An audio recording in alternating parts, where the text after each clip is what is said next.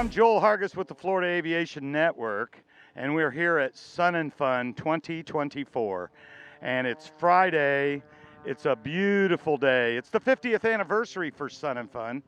We got air shows going on in the background. The weather could not be better.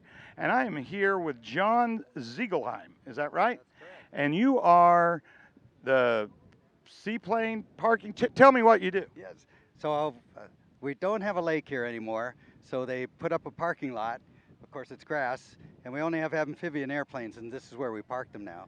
So I'm the chairman that gets all the volunteers for parking and coffee and things like that. So once a year, I'm here for a little over a week, and we all get the volunteers together and get everybody in and out of the air show. That's great. So seaplanes, particularly in Florida, are very, very popular. I mean, because we have so much water, so many little lakes, so many places to land. How many seaplanes are you having in this year? Well, over the days, because we have an air show on Wednesday night and Saturday night, so if you see one, you probably saw the other. So they're in and out. We get about 60 to 70 a week. 60 or 70 seaplanes a week that fly in. Yep. And so, you know, I'm actually familiar with a couple different seaplane groups. Are you familiar with any of them? Yeah, quite a few. I've been around them for years. I don't own a seaplane myself, but did here 5 years. I grew up on a lake with seaplanes, but I got into the airlines. I can tell you anything about a Boeing, but We're not talking about Boeing today. But, you know, it's funny, John and I got to talking, and we're almost neighbors.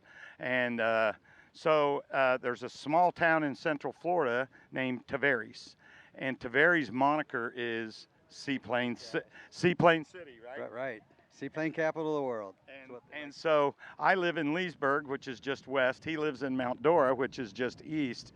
And what do you think? Tell me what you think of Tavares doing what they did on Lake Dora there. Oh, I love it. Yeah, that's a great idea because, you know, Florida, everybody comes in. But here we have people as far as Oregon flying in for this, which in a seaplane is a long flight. A very, very long flight. Not the fastest airplanes in the world, so. No, you don't fly a seaplane for speed, right? You fly a seaplane for fun. And so, you know, we're really blessed to have such, 60, 70 planes? Yes, yeah, quite a few. And, you know, it's not a big area, but because look how huge this is. We've got over 1,000 airplanes here during the week. We've got to find some place to park them, and everybody gets their little space. How long have you been volunteering for Sun and Fun? This is my 6th year here. 6 years. Yeah. Well, you're off to a good start. And you said you just retired as a commercial captain? Yeah, I was with United Airlines for 36 years, and then I retired 2 years ago, and here I am. So I interview a lot of pilots. What got you interested in aviation? Well, my dad was a pilot in World War II, but he passed away when I was young. And then somehow I had neighbors that had seaplanes up in Canada where I was living. And, you know, we had a place out on the water, and seaplanes came out, and I said, someday I want to do this, and here I am. That's a great story. I've got 3 kids with the airlines, and they all want seaplanes. 3 kids flying in the airlines. You know, you were telling me that you helped them out with a 150? 150, and then when they went to get their twin ratings, I got a twin Comanche, and they did their 25, 50 hours each, and now they're all employed. Man, to have a dad like you, I tell you. Yeah, there's a lot of us like that. And then you're just waiting for the payback. Right. Well, you know, it's expensive, but it's so much fun. It is so much fun, and it's a great career. I mean, airline pilots make a pretty good living these days. They do, yeah. And so good for them. What'd your dad fly in World War II? I flew a Lancaster. Okay. So he was dropping bombs and stuff, and actually made it home. Wow, that's great, man. Flew a Lancaster, which is, for those that don't know, it's a British bomber. British bomber, yeah.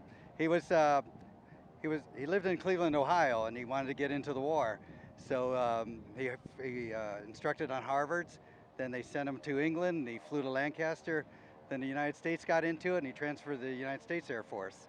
Finished off World War II there and came back. I had a very, very good friend that flew P-38s and P-47s. He lived to be 101. Wow. Jack Hallett, God bless him. Well, John, thanks for taking time to talk to me. Oh, you're welcome. Thanks for coming over to our neck of the woods. You bet. You enjoy your Sun and Fun. I will. You too. All right.